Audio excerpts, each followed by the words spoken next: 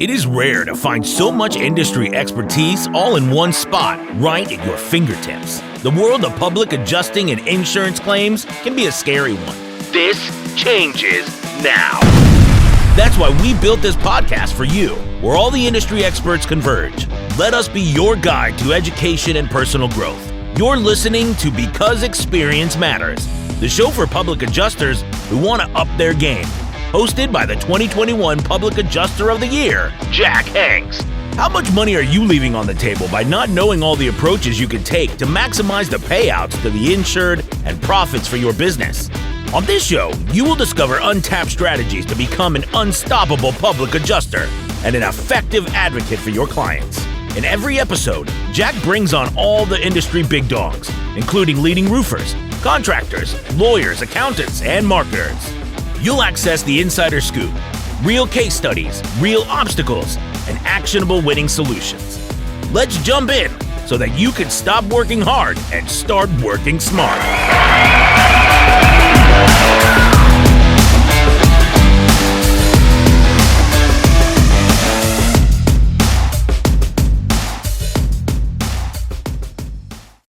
All right, season number 2. Experience Matters podcast. I'm Jack Hanks, your lovely and talented host. I'm excited today. I have two good friends actually, and two pillars of the roofing community, Justin Dant and Brian Arnold.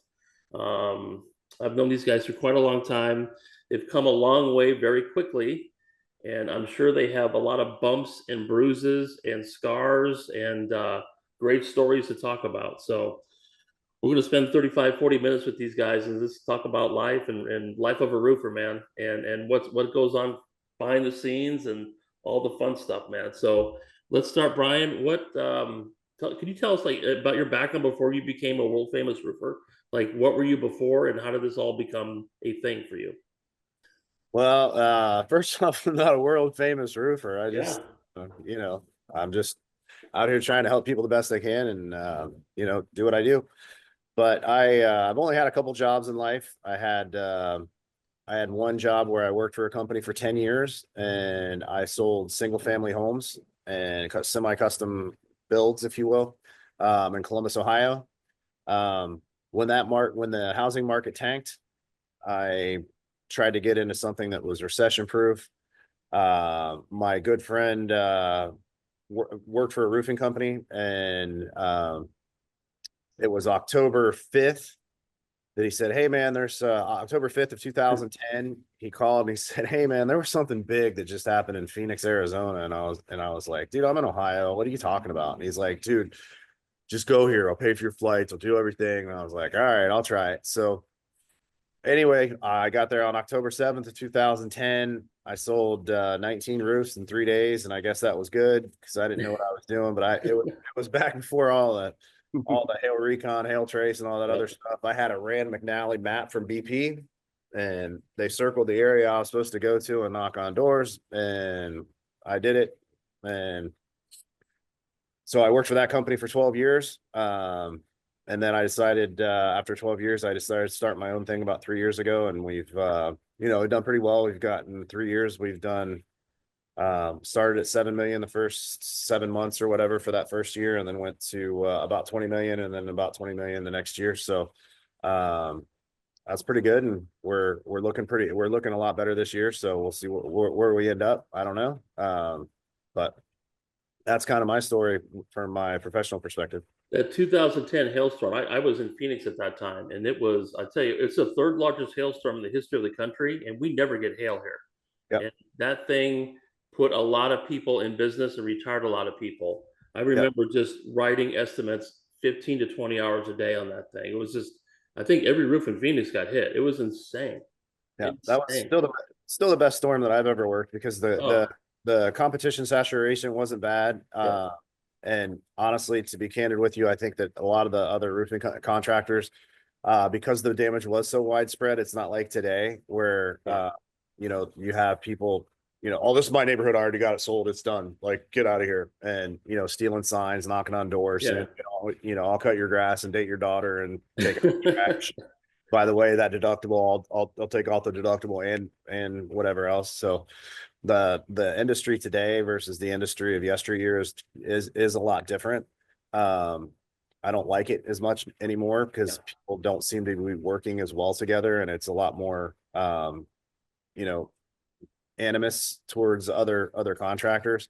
I don't believe in that. I think we should all be able to work together, and there's plenty of roofs to go around.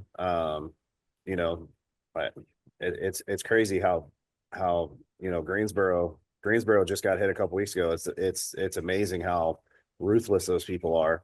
Yeah. Trying to get deals. Like, man, who cares? It's not that 2010 storm is I'm glad you mentioned that's the last storm that was fun and okay and normal, and it was easy, and the insurance companies were great to work with, and they were paying stuff, and we were getting stuff done. I was a contractor at that time out here. Yeah. It was just, you just walk up, sign the contract, go, check comes, boom, boom, boom. And it wasn't all this cutthroat BS like we see now, where you hit it, you nailed that one, man. It was that was the last fun thing I did as far as a cat thing. Everything else has been a disaster since then. So Yep. I left that storm and went to the one in Fort Wiley, just south of Charlotte. Hit Lake Wiley, York, and Clover. And there were literally, I was sitting in the McDonald's parking lot, and there were 12 roofing vehicles in the same parking lot. And I was just like, dude, this storm is not for me. I don't like it. And I left. And then I came down to Greenville, South Carolina, because it had like a blip of 1-inch hail, and I found one neighborhood, and I sold 37 roofs in that neighborhood, and I've been in Greenville kind of on and off ever since. Greenville is a great little city. Crazy, man. Justin, how about you, man? Tell me. Yeah, I started that around that same time, 2010. I didn't do the Phoenix storm. I was working with a large company at that time out of Lee Summit, Missouri, and they sent us to New York. So I worked the Long Island storm, 2010 and 11. You don't hear that a lot. No, definitely not. That was the first and only time they'd ever done one up there, and it was a great storm. The square price was insane. None of the homeowners had ever heard of hail. They were like, what is hail? So that was cool. That's kind of how I got into the industry as well. I was kind of, I guess, destined to be in this industry. I was in the real estate industry growing up. 2008 market crash happened, kind of like what Brian said, and my job position changed. We lost that ability to sell homes and do that development side. And I got into a recession-proof job with Aspen Contracting there out of Lee Summit. And it was an experience. It was a welcome to insurance restoration. It was just kind of starting out, and that's how I got into this industry, is just getting thrown right out with a clipboard and knock doors. That's how we used to do it back in the day. Here's a list, here's some flyers, here's a clipboard and a pen. I'll see you at the end of the day, and you better have some shit on that list. Yeah, no kidding. Know? And then stormed out to Colorado in 2012. And it just didn't work out with that company anymore. You know how things go. Yeah. We just wanted to do our own thing, and I opened Soderberg Roofing right there in Fort Collins, Colorado, 2012. And it's been going pretty good ever since. We've been expanding pretty heavily the last couple of years, opening 2 new offices, and we're we are set in St. Louis right now, about to open another brick and mortar there. So we have, my son's in St. Louis now. We have a 38 unit HOA we're doing. It's crazy there, man. Yeah, there's some big claims in St. Louis, and it's cool. A lot of people pulled out of St. Louis, a lot of the bigger companies, and they went to, Nebraska, wherever the best looking hail is. And St. Louis has got some big claims there, a lot of old money, slate and tile. So we're going to be in St. Louis for the next year for sure.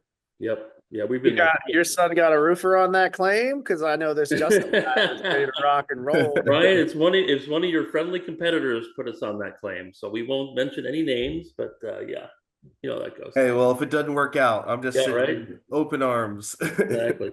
So, Justin, you consider yourself a roofer or a businessman? I think I'm a business owner for sure. Yeah. I don't care what we sell. We can sell anything. We just happen to sell roofs.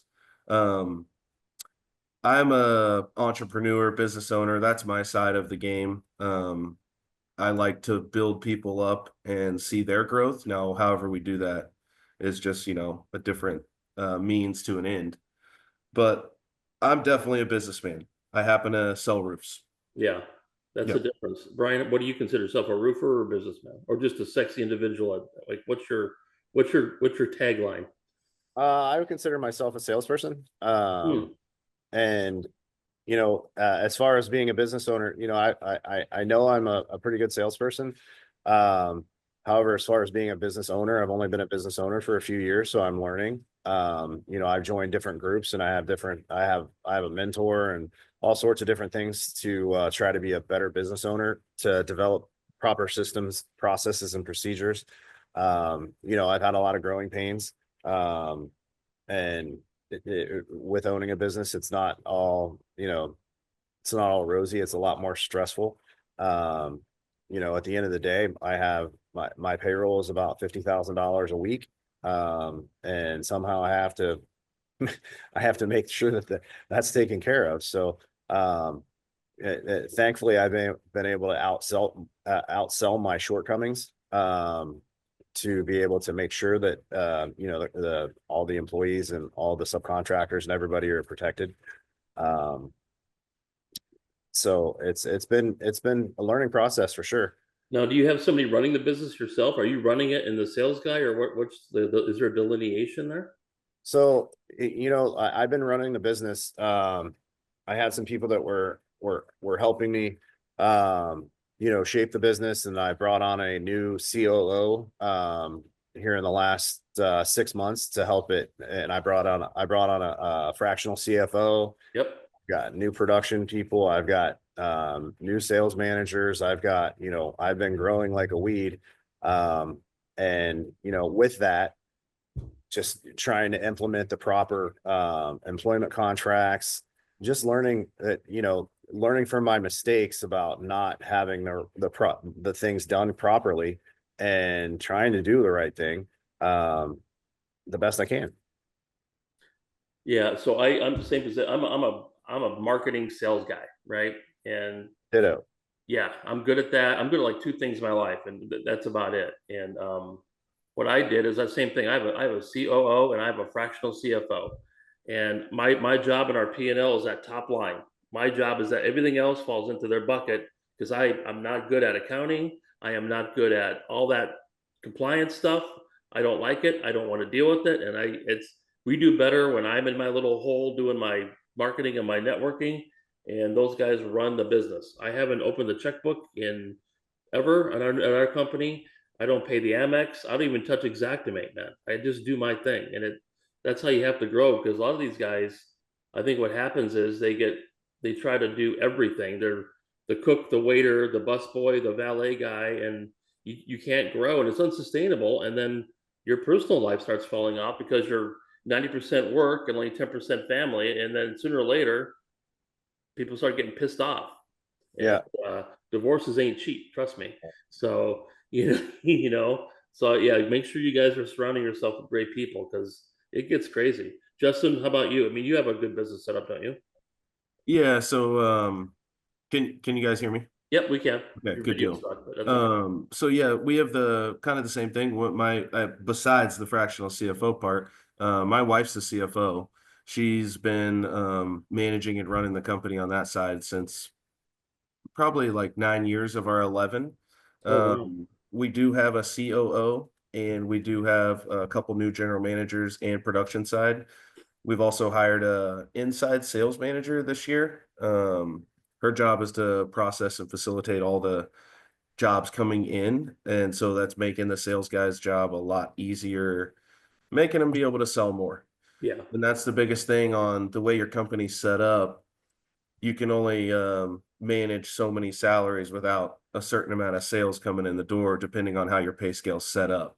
Right. So we've always ran kind of lean. We're a family business. I mean, we're a big business. I don't like using that word family business anymore, because we do $10 million plus a year in business. So it's a little Yeah, different. it's not a mom and pop pickup truck anymore, right? Exactly. But we are still a family owned business. My wife's CFO, I'm a part of it. My dad's commercial supervisor, my mom's HR in our Kansas City location. Oh, wow. There's a lot of internals that make our company the way it is. And I think that's why a big reason why a lot of people like working here. We're not just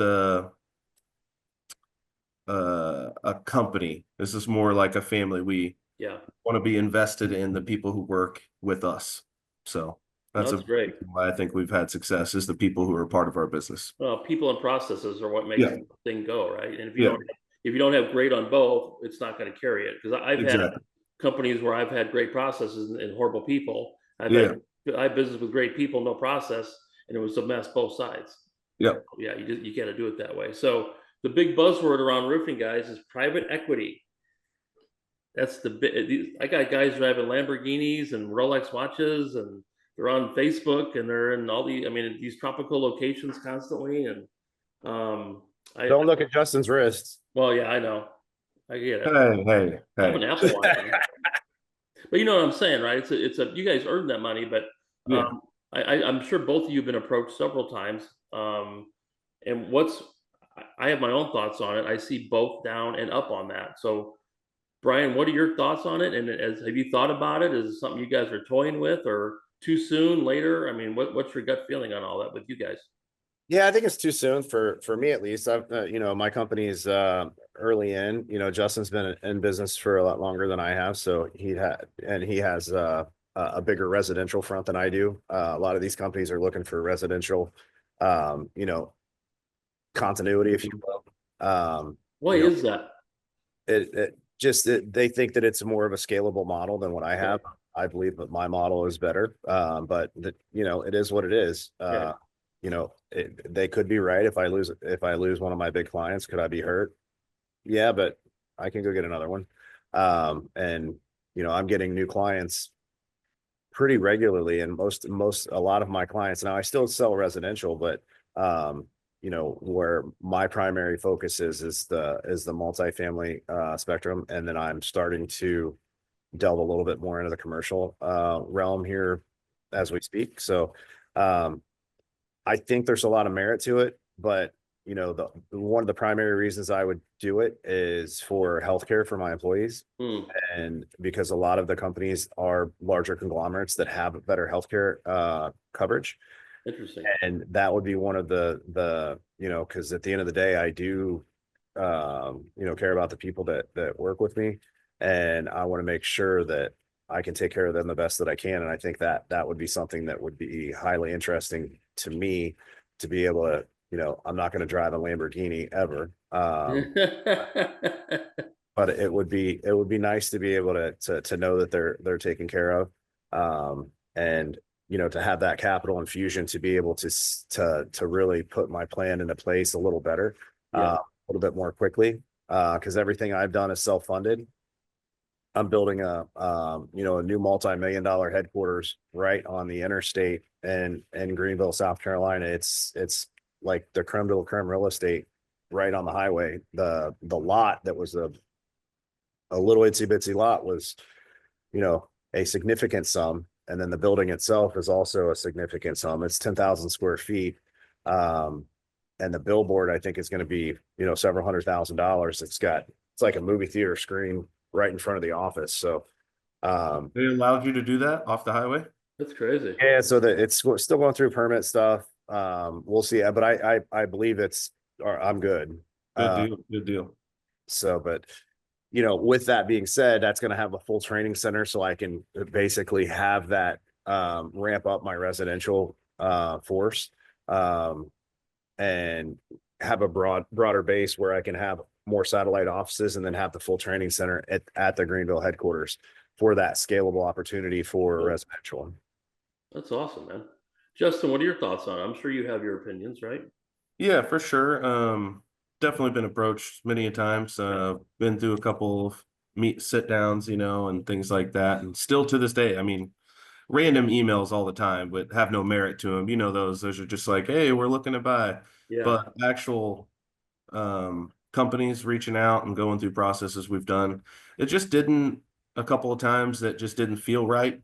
One time, just very bad timing, a situation with the company we were going through, it was just bad timing, and that happened. And then my personal opinion, I like the family owned business. I like being able to have an individualized conversation with every person. I don't think that the PE fits the way I run, but I'm not opposed to it for sure. The one thing on positives that I know I've seen in the industry is the pricing for materials. You know, if ABC or Beacon sells to the same 6 companies and they all have a separate price, and then they all come together, those 6 companies, and then they barter their total purchase price down because we're all buying together now. But it seems like a double-edged sword. You know, they were selling to them individualized for a better rate, and now they're all together and they can barter down their square price.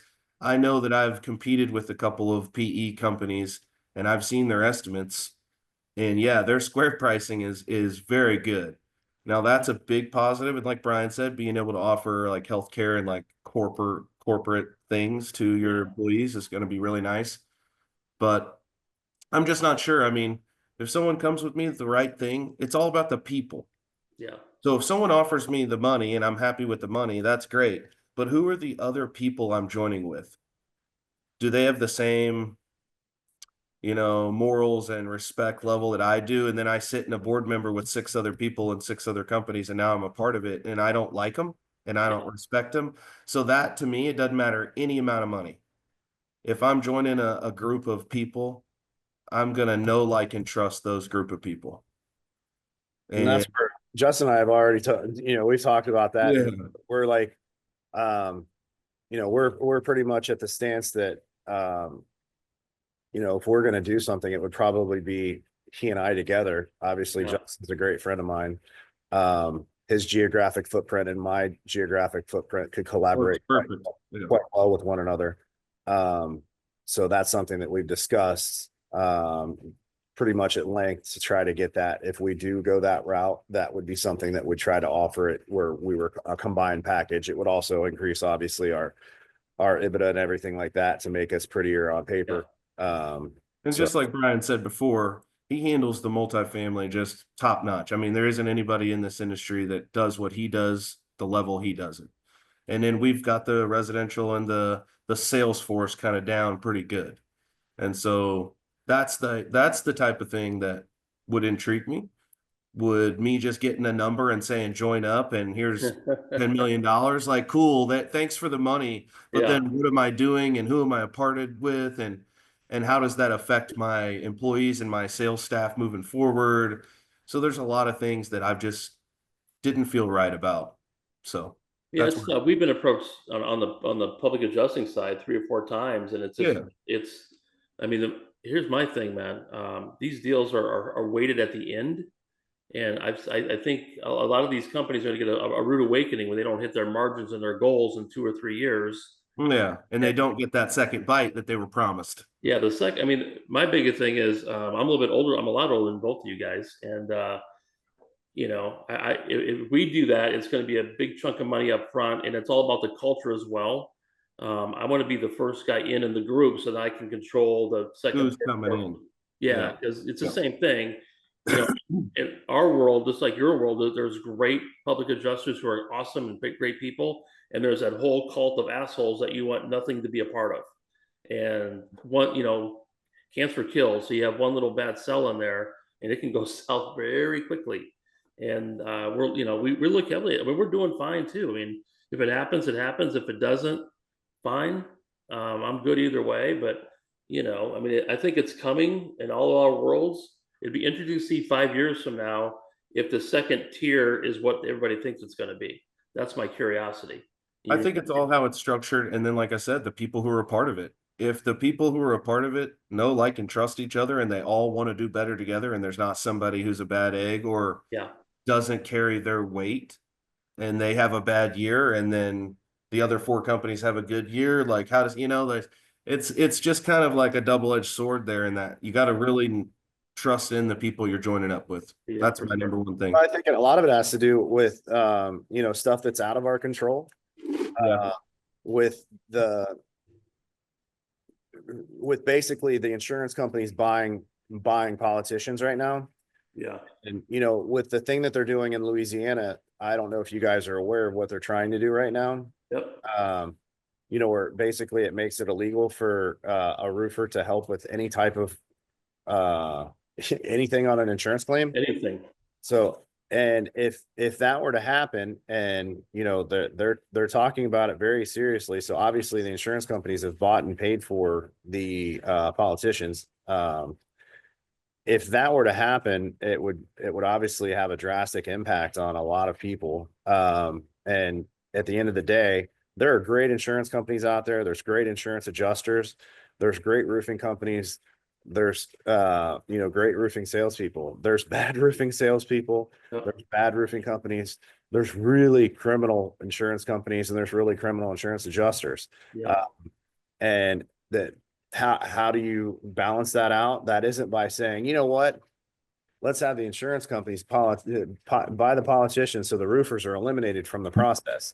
That doesn't sound like equal checks and balances off the Well, because it's not, right? It's not. So that, I read that last night because it was on it was on one of the roofing forums, and I just read it and I was just like in shock. And that would be, I don't think that'll ever happen, but then again, you never know. I mean, the shit that started in Florida, they always say what starts in Florida spreads across the country, and they're doing all sorts of shady stuff in Florida. It's crossed the borders a little bit over to Texas, and then who knows what's going to happen in the future, but that could have a negative impact on our industry as a whole.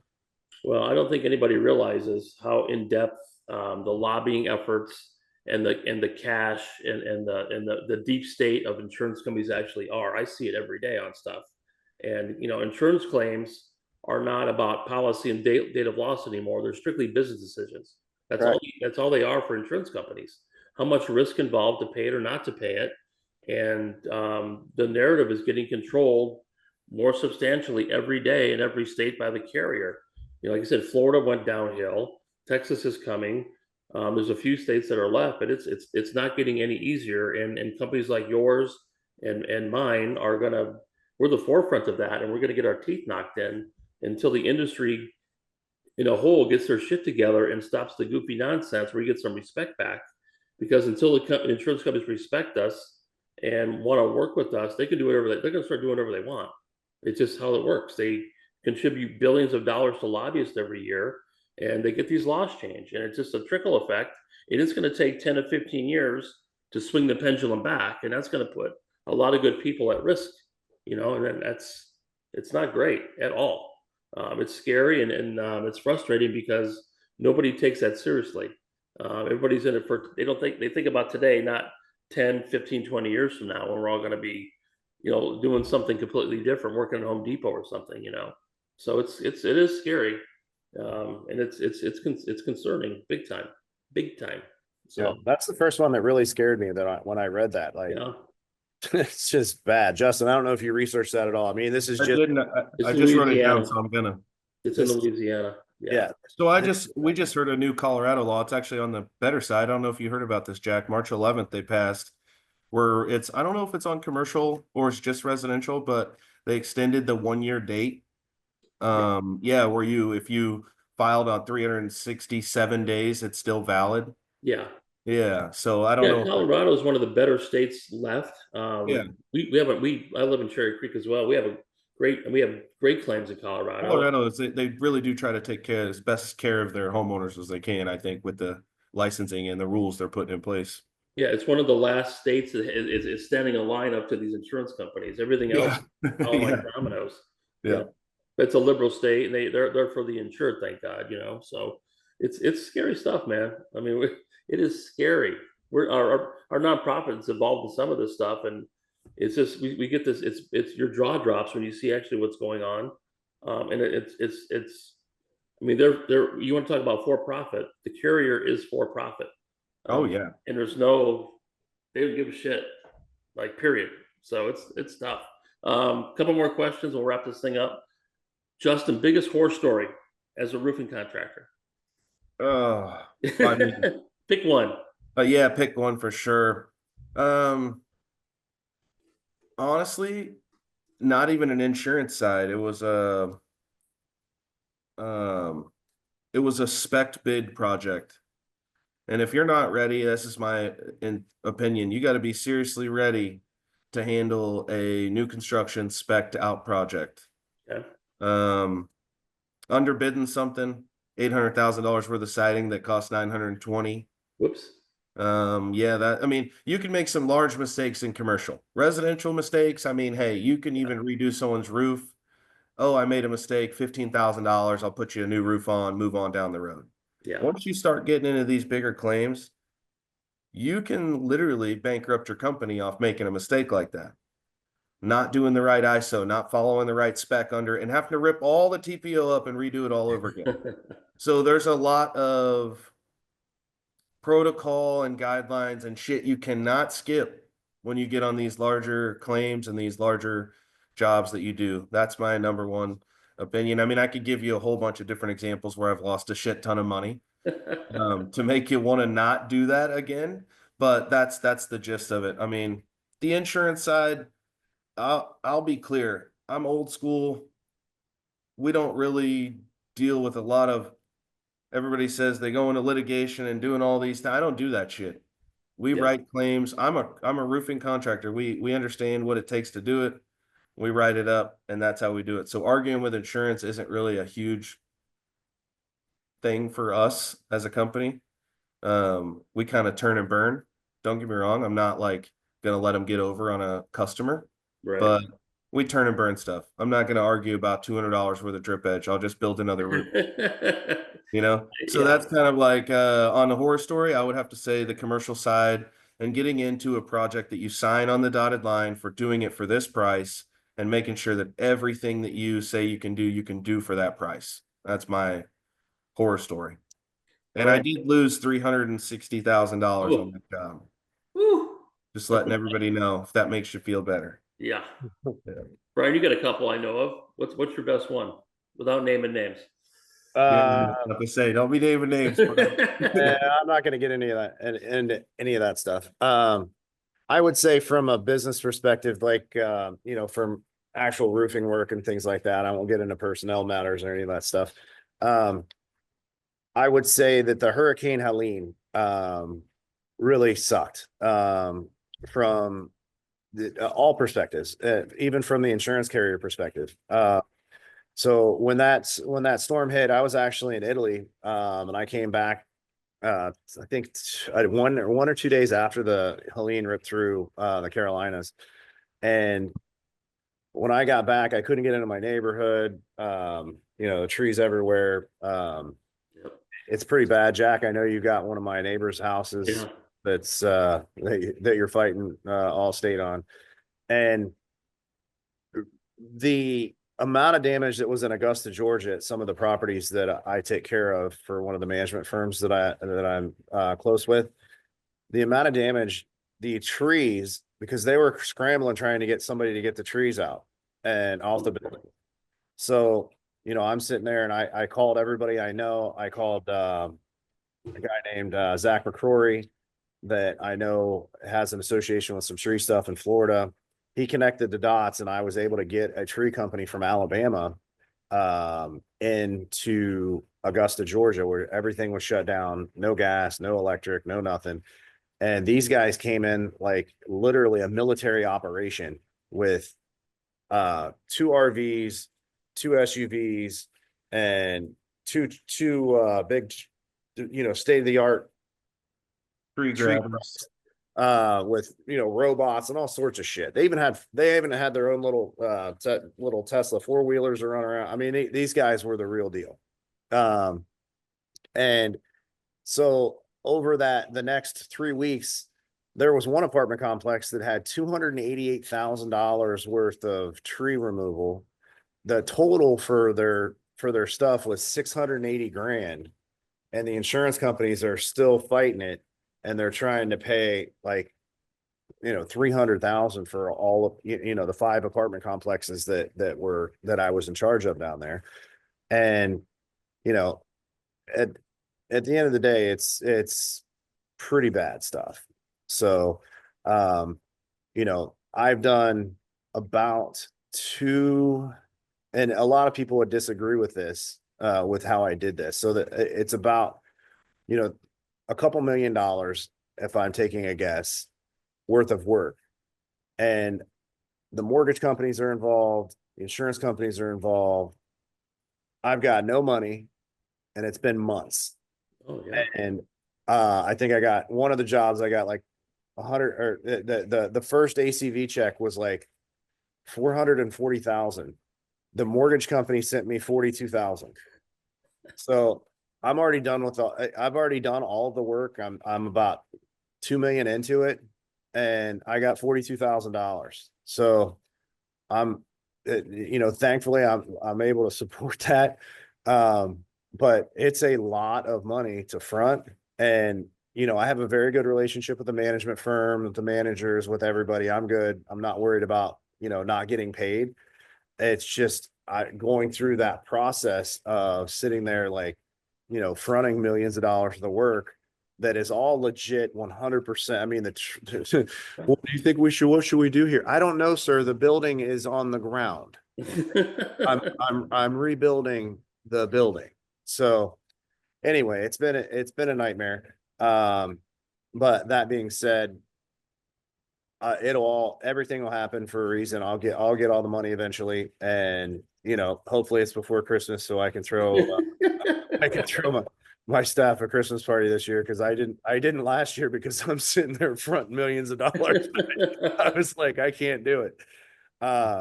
So that's been a nightmare. I get it. Every day of my life is we do that every day. It's horrible. Brian, if you go back 3 years, the day before you started your company, and somebody grabbed you and gave you one word of advice, what would that be right now? If you could change one thing before you started. Employment contracts. Employment contracts stating exactly what the roles and responsibilities are, what their pay rates are. So there are no disagreements. That's great. That would be the one thing that's 100% set in stone, where they're, because I believed in the good old system of, handshake. Yeah. Handshake deal. Here's I always thought I paid people pretty well, but once people see the money and see the things but the funny thing is I had a lot more money before I started an actual company. when I was selling stuff, Yeah. I do have, I obviously had some disagreements with the previous ownership group that I worked with. That's why I started my own thing. And hindsight's always 2020. He warned me, when I started, he's like, it's a lot more difficult than you think. It's not just selling shit. Yeah. And, there's a lot more aspects to it with the insurance, liability. And he said, as soon, you're going to do well. I know you are. And just remember, when you start doing well and you got, millions of dollars of flowing through, you got a big target on you.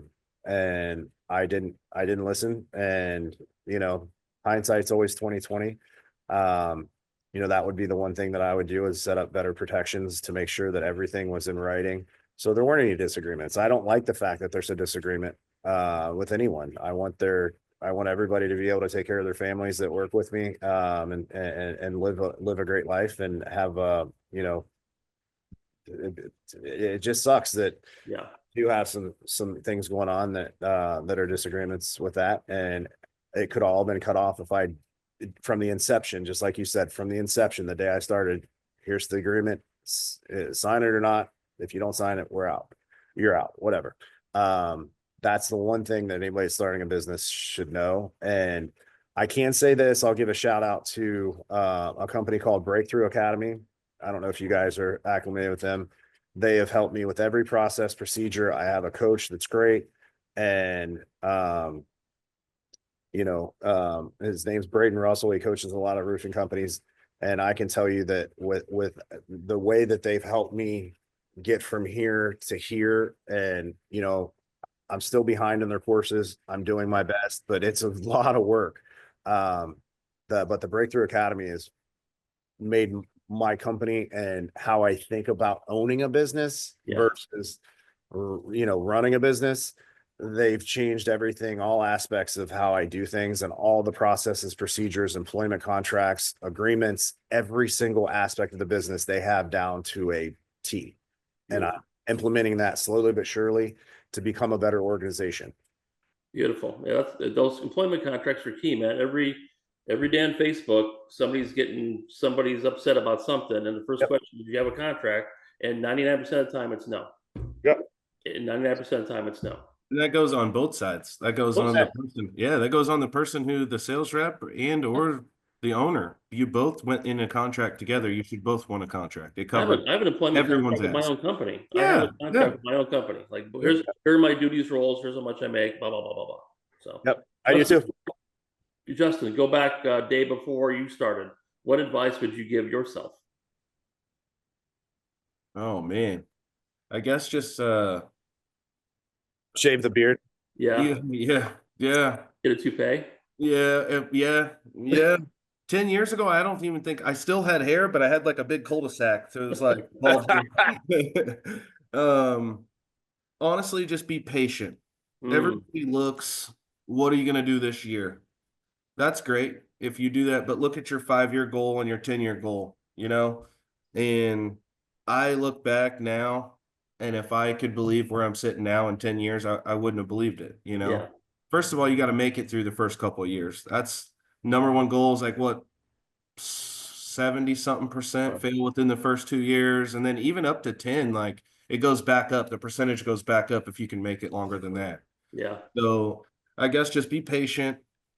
And every deal is not a good deal. no, yeah, that was what I was getting to, is that kind of be patient and don't take every deal.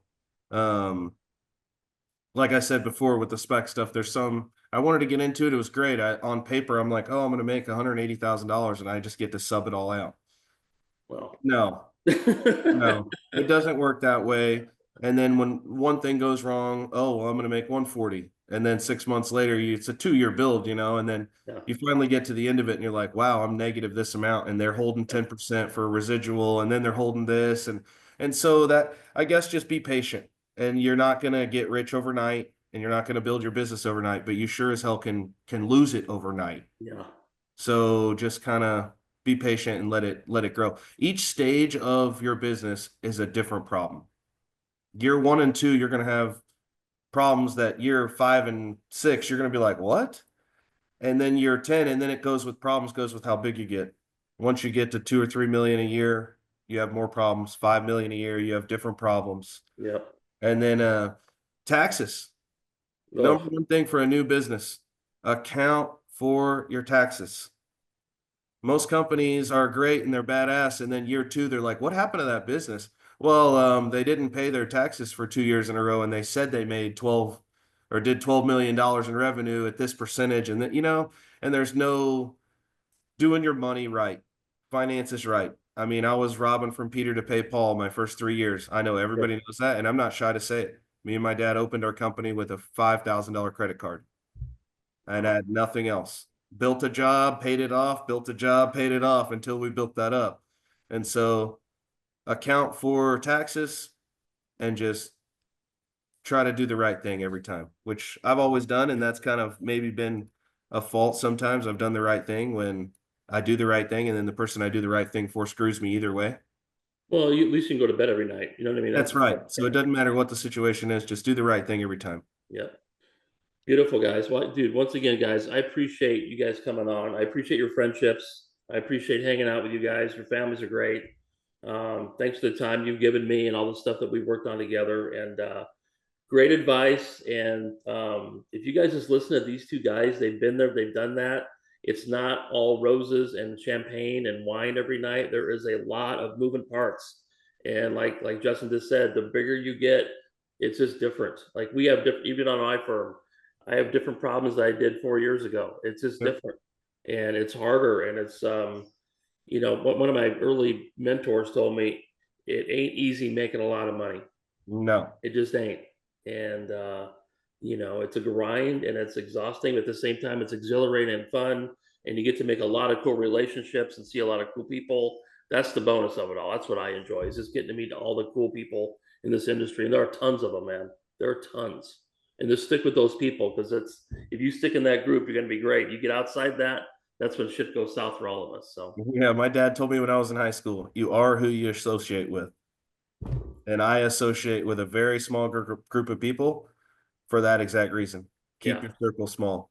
It's great. And that's at the final piece of advice, guys, trust about 10 people and keep it small, because it's people are throwing darts every day. And the more successful you get, the more darts are coming, believe me. So you should see the Facebook messages I get sometimes. I'm like, what the hell? Who are you? And what? Speaking of hanging out, we're going to Turks and Caicos here, Justin and Jack, here pretty soon. So actually hit my wife up. She knows the dates, but perfect. We're getting that same boat that me and Justin hung out. Perfect. The boat is nice. That's a nice boat. Yeah, that was fun. We need to get Justin down to Cabo and play some golf too next time. So yeah, I'm in with that. I'm going to do golf either way, either trip we do. I know there's a golf course in Turks, so we'll play golf either way. Awesome. Well, Justin, if you'd get on, if you actually join BTA, Breakthrough Academy stuff, they're which I'm telling you should do, and be a part of my group, so you can be in our sessions together. Their winter, it's called the Winter Summit. It was in the Dominican this year. It's in Cabo next year. Oh, no kidding. In early January. So I'm staying behind with the owner for an extra day, and we're going fishing. But we're also going in September-ish. We're going to meet the owner at his place, and we're going. He lives in I don't know, Vancouver, Toronto, and we're going sturgeon fishing. Ooh. Oh, wow. That's enough to join the damn thing as it is. I'll talk to you about it later. There we go. All right, boys. Thanks for everything. This will be on Spotify, Amazon, Apple, the whole 9 yards. I'll tag you guys. Thank you again. We appreciate it. Talk soon. Thanks for tuning in to the Because Experience Matters podcast. That's all for today's show. If you want to learn more or work with Jack in person, visit www.thejackhanks.com. Oh, and don't forget to give us a 5-star rating on iTunes or Spotify to continue to grow the podcast and change the industry.